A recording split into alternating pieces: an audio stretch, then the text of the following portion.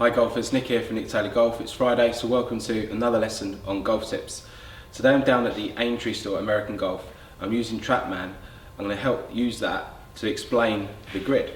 So the grid set up here on the floor. So for some of you may have seen this before. I've used this with clubs in the past or lineman sticks, but today I've got my T-claws set up with these strings.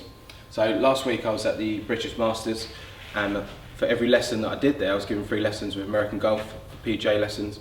I was using these T-claws with these strings just to help explain the golf swing a little bit. I'm going to try and explain it to you, so quite a few messages from people not understanding it or wanting me to go into a bit more detail. So first of all, I'm going to explain to you what these mean. So golf is played on a tilted angle. The club's on an angle. If the club is built completely upright, like that, the natural playing angle would be to move up and down the target line in a straight line. But the club's not built like that. It's built on an angle. So it's built on an incline. So the natural angle is to move more around the body in an arc or a circle. So these lines here on the ground represent, first of all, the club and the hands.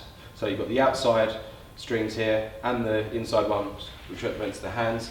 So in the golf swing, the club and the hand should move inwards at the same rate. And because it's an arc, it will move back inwards again as you swing through. So there's always going to be a point where that club will reach its most outward point. That happens at the left shoulder, which is represented here by these white and blue T-claws. So I've got a string lined up here representing my swing centre.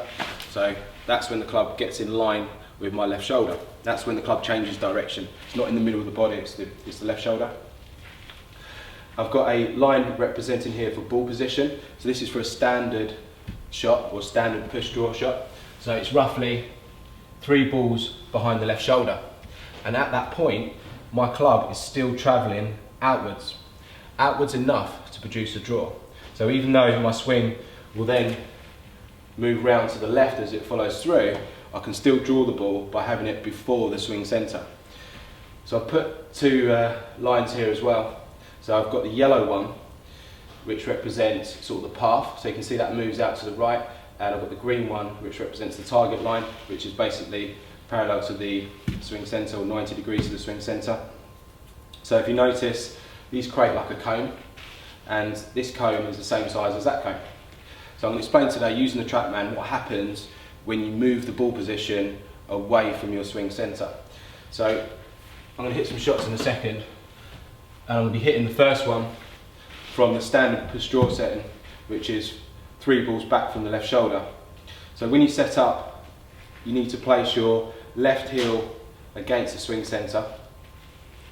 That represents the left shoulder. When you place your feet down, try and get them square to your target.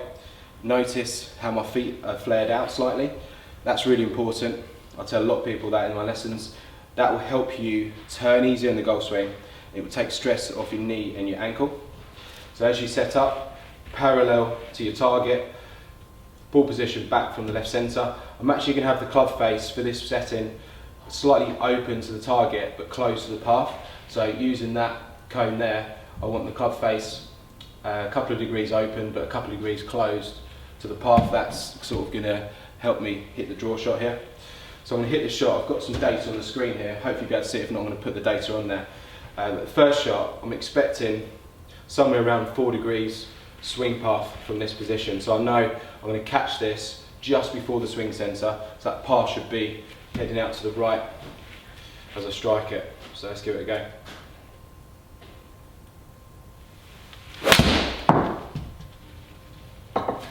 So pretty close, 3.1 degree path. So you saw there, standard push draw that was. So looking at some stats on the screen there, attack angle 5 degrees down, club face 1.2 degrees open to target, but 1.9 close to path. So that's a standard push draw shot.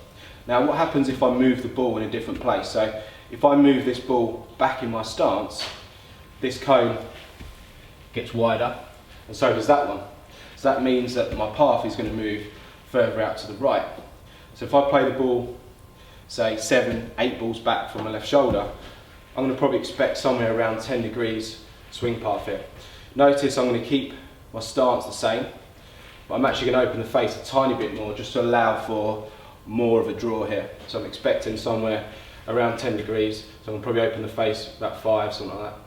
So same swing.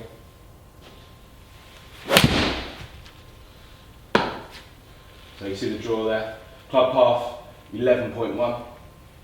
So looking at some stats there, face angle was 5 degrees open, 6 degrees close to the path, so pretty good that one. So I'm going to play one more. I'm going to place it this time in front of the swing centre. So now I'm catching the ball on a different part of the arc. So now the club's now moving round to the left here. So just in front of the swing centre, same setup again, square to my target. I'm actually going to close the face very slightly to the target here, just to help it start there, because this one should fade a little bit. So I'm expecting a couple of degrees to the left with the swing path here.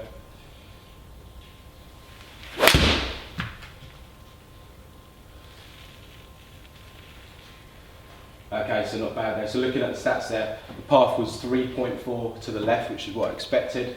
The club face was 1 degree closed to the target, but 2.4 open to the path. So that's why that ball moved from left to right, finished pretty much on the target there. So that's 3 different shots there, but I've set up with my body alignment exactly the same. I have changed my club face alignment to allow for these different path angles, but it just shows you how easy it is to shape the golf ball using the grid. And I use this in all my lessons. Really, to start with, for most people, it's about trying to keep these clubs on these lines, or your hands on these lines. That's probably the most important thing you have to learn from this to start with. But once you can do that, hopefully with a bit of practice you'll be able to shape the ball a lot easier. So golfers, if you've got any questions on that, post in the box below. If you haven't already, please subscribe to my channel, absolutely free to do so. And you can catch me on my other social media platforms such as Facebook, Instagram and Twitter.